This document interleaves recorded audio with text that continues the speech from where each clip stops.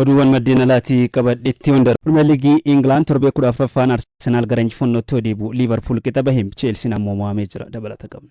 Flips it into the box and Marino's header finds the back of the net. Torbee 14ffaa tapha Premier League England Arsenal injifachuun dursummaa isaa cimsate. Torbee darbee Chelsea waliin qixa kan bahe The Gunners kaleessa dirree isaa Emirates irratti Brentford Matee gool 2-0 injifate. Dhibbeentaa 70 kubbaa to'atee kan taphate Arsenal gooliiwwan Michael Merino fi Bukayo Saka galchanii mo'ate. Michael Arteetaan tapha torbee 13ffaa Chelsea waliin qixa bahan irraa taphattoota jijjiiruun gara dirree seensanii. Darbii London irratti jalqabarraa seenuun kan taphatan Julian Timber, Eberechi Eze fi Bukayo Sakaan teessoo irra otaan dursaan taphattoota garichaa Martin Odegaard, Ben White fi Noni Maduken jalqabarraa hiriiruun sochii taphaa fooyyee mul'isaniiru. Leensaan Arsenal Michael Arteetaan tapha kaleessaa booda gahumsa garee isaaniitti akkaan gammadu dubbataniiru. Qabxii 3 arganneen dabalataa gooliin nutti hin galle kan jedhan leensichi akka namoonni nu hamatan kubbaa dhaabbii hin galchine kunis waan gaariidha jechuun dubbataniiru. Tapha kaleessaa irratti taphataa cimaa jedhamuun kan filame Ben White akka gareetti gaarii ture jedhe. Bara kana carraa taphaa gahaa akka hin argatin kan dubbate taphatichi amma booda carraa argateen waan gaarii mul'isu akka barbaadus dubbateera.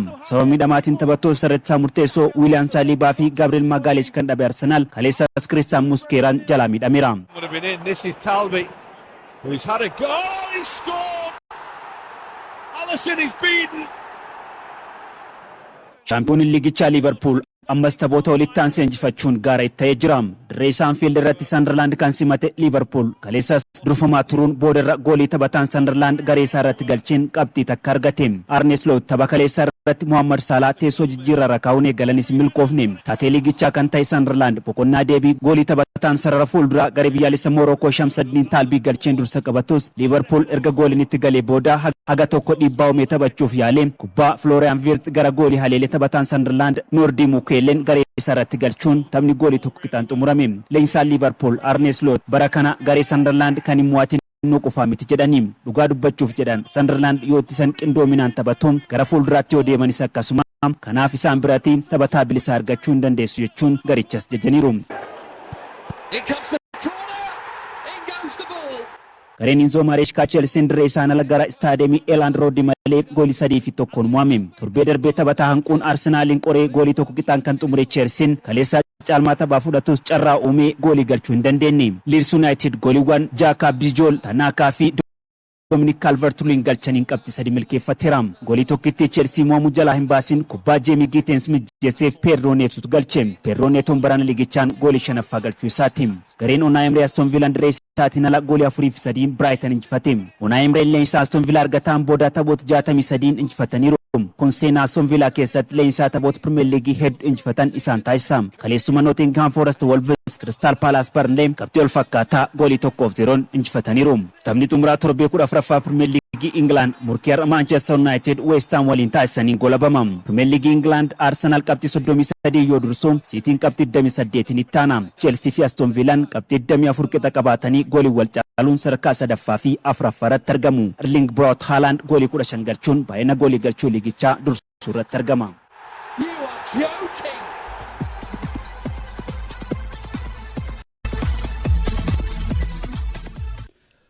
Oduu Ispoortii Guyyaa kan caqasaatti jirtan La Liga Spain Real Madrid taphoota 3 booda gara injifannootti deebi'e. La Liga Spain Real Madrid taphoota 3 booda Athletic Bilbao mo'achuun injifannootti deebi'eera.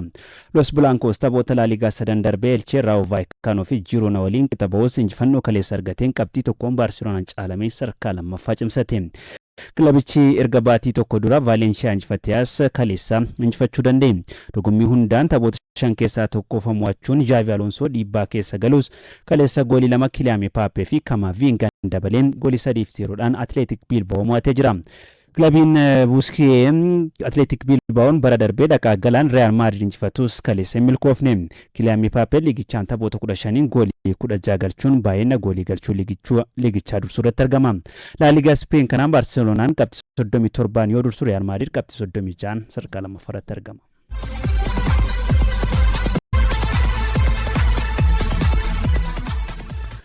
Waancaa Itaaliin Inter Milaanii fi Napoliin waancaa Jarmaniin Bayern Munich morkattoota isaanii mo'atanii.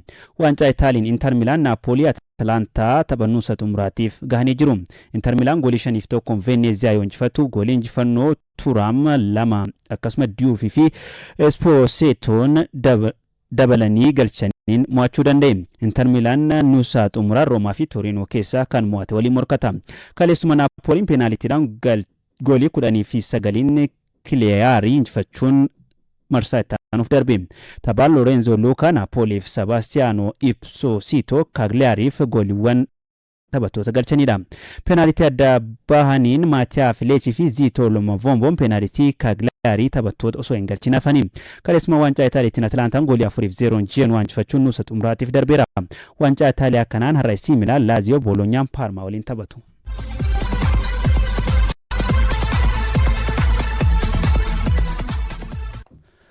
Waancaa Jarmaniin Bayern Munich fi Stuttgart nuusa xumuraatiif gahanii jiru. Kilabiin Bavaariyaa liigii biyya keessaan taphoota 25 osoo hin mo'amin imalaa jira. Tapha Bayern Munich fi Union Berlin goolii 5 keessummeesseen taphattoonni Union Berlin goolii 4 qooda keessaa qabu. Taphichaan goolii injifannoo Bayern Munich Harry Kane fi taphattoonni Union Berlin Elias Anas akkasumas Dias Goleet gooliiwwan garee isaan irratti galchaniiru. Waancaa Jarmanii kanaan Stuttgart Bochum, Freiburg, Darmstadt qabxii wal fakkaataa goolii 2-0 mo'atanii jiru. Guyyaa tokko dura Bayer Leverkusen goolii 1-0 Borussia Dortmund injifachuun isaa ni yaadatama. Haaluma wal fakkaatu waancaa Copa del Spain Real Betis galchii 4-1 Torrente, Real Sociedad goolii 2-0dhaan Rus Radiz Orense goolii 2-1 Girona, Villarreal peenaalitiin Antonio injifachuudhaan marsaa itti aanuuf darbanii jiru.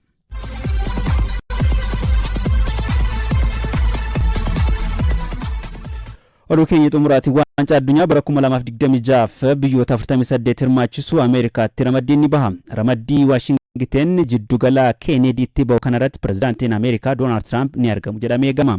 Waancaa addunyaa lakkoofsa hirmaattota 48 guddatti waxabajjii 11 hamma adoolessa 19 bara 2026tti Ameerikaa, Meeksikoo fi Kaanaadaan waloon ni qopheessu.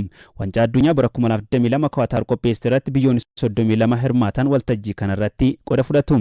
Biyyoonni 48 waltajjicha irratti hirmaatan keessaa 42 darbuu isaanii mirkaneeffatanii jiru.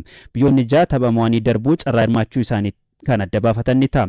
Biyyoonni 48 waltajjicha irratti qooda fudhatan ramaddii 12tti qoodamuun kan dorgoman ni ta'a.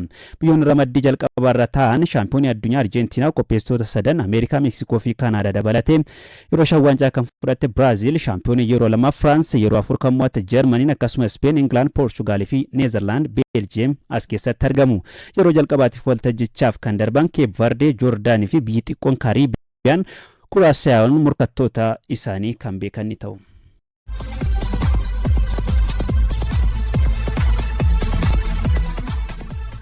Oduu ispoortii guyyaa kanaaf qopheeffanne xumuree tan jira. Waan hordoftaniif ulfaadhaa isiniin jedha. Yeroo gaarii qabaadha.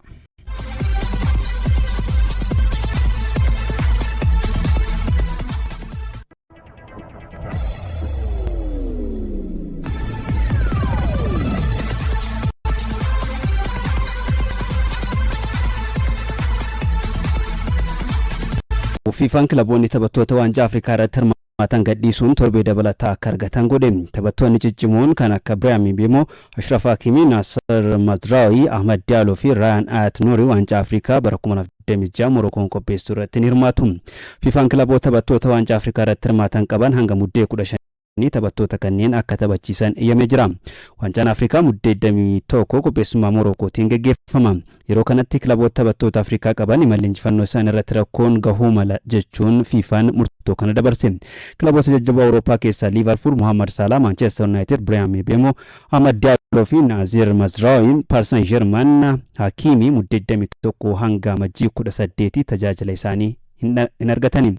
Fiifaan dorgommichi eegaluuf torbaan tokko qofi yoo hafu taphattoota kanneen akka gadhiisaniif kilabootaaf eeyyamee jira. Fiifaan dhiibbaa qaamolee hunduu jiddu galeessa gochuun murtoo kana dabarsuus ifoomsee jira.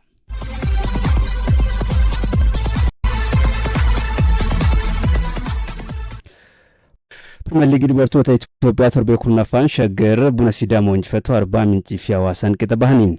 Tapha ganama har'a taphatameen kaleessa taphatameen Shaggar Buna Sidaamaa goolii 1-0 injifatee jira. Sarkaal Ambassaa goolii injifannoo Shaggariif taphattuu galchiteera. Sa'aatii booda morkiin Arbaa Mincii fi Hawaasaa goolii 1 qixaan xumurame. Kaleessuma taphni Itoo Elektirikii fi Buna Ergaa Caffee injifannoo Itoo Elektirik goolii 4-0dhaan xumuramee jira. Itoo Elektirik barichaan taphoota torbee 10 injifachuudhaan qabxii 30 Premier League dubartoota Itoophiyaa kana dursuu irratti argama.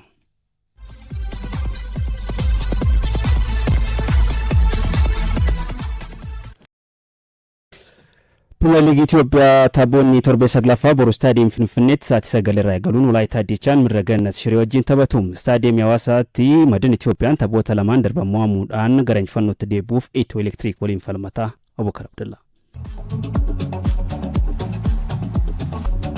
CB Premier League Itoophiyaa iddoo lamatti qoodamuudhaan istaadiyeemii Finfinnee fi Hawaasaatti dorgomaa jiru taphoonni torbee saglaffaa boru irraa eegaluun hanga dilbataatiin ni taphatamu. Dorgommii liigichaa torbee darbeetiin istaadiyeemii Finfinneetti qofa kaardiin diimaan 5 kennamuun hanqina naamusaa bal'inaan kan itti mul'ate ta'uu koreen dorgommii fi naamusaa dorgommichaa beeksiseeti jira. Taphoota liigichaa torbee saglaffaan boru istaadiyeemii Finfinneetti sa'a 9 irraa eegaluudhaan Walaayittaa Diichaan Mirreegannat Shiree waliin morkii taasisuun kilaboonni as dhiyeenyatti gahumsa fooyyee mul'isaa jiran gahumsa sana itti fufuudhaaf morkii taasisanidha. Walaayittaa Diichaan taphoota darban keessaa 3 qixaan ba'uun tokko injifatee sadarkaa 17ffaatti ol siqeera. Kilabichi jalqaba liigichaa baranaatti taphoota walitti aansuudhaan erga mo'amee booda leenjisaa Gabra Kiristoos Biraaraa hojiirraa ari'uun taphoota as dhiyootiin leenjisaa yerootiin leenji'aatii ture. Leenjisaa kilabicha keessatti seenaa gaarii hojjetan Masaay Tafariis gara kilabichaatti deebisuudhaan sadarkaa gadii keessaa ba'uuf morkachaatii jira. Shireen torbee ja'affaatti Machaal waliin qixaan erga bahee booda taphoota lamaan darbaniin Hawaasaa fi Dirree Dhawaa walitti aansuudhaan sadarkaa 9ffaatti ol siqeera. Kilabichi taphoota 4 mo'amuu dhabuun sadarkaa isaa fooyyeffachuudhaaf morkii taasisuudha. Istaadiyeemii Yuunivarsiitii Hawaasaatti madiin taphoota lamaan darban mo'ameerraa injifannootti deebi'uudhaaf Itoo Elektiriik waliin morkiin jabaan isa eeggata. Sanbata Finfinneetti sa'a 7 irraa eegaluudhaan baankiin daldala Itoophiyaa walwaaluu Addigiraat Yuunivarsiitii waliin morkii taasisuun taphoota 4 booda injifachuudhaaf morkii taasisuudha. Sa'aatii 10tti dursaan liigichaa Bunni Sidaamaa Dirree Dhawaa waliin injifannoo isaatti fufuun taphoota eegama. Adaamaan taphoota 5 darbe keessaa 3 injifachuun tokko mo'amee tokko qixaan ba'uudhaan qabxii 13 sadarkaa 7ffaatti argama. Qidus Goorgis gama isaatiin taphoota lama walitti aansuudhaan erga mo'amee booda torbee darbee injifannootti deebi'uun qabxii 15 sadarkaa 3ffaatti argama. Batuma sa'aatii 12tti Shaggar Baardar waliin morkata. Dilbata istaadiyeemii Finfinneetti Hawaasaan Machaal Maqaleen Faasil waliin morkatu. Hawaasaatti immoo Nageellee Arsiin Hadiyaa Hosaanaa Arbaa Minch Buna Itoophiyaa waliin morkii taasisaniin taphoonni torbee saglaffaa gulabamu.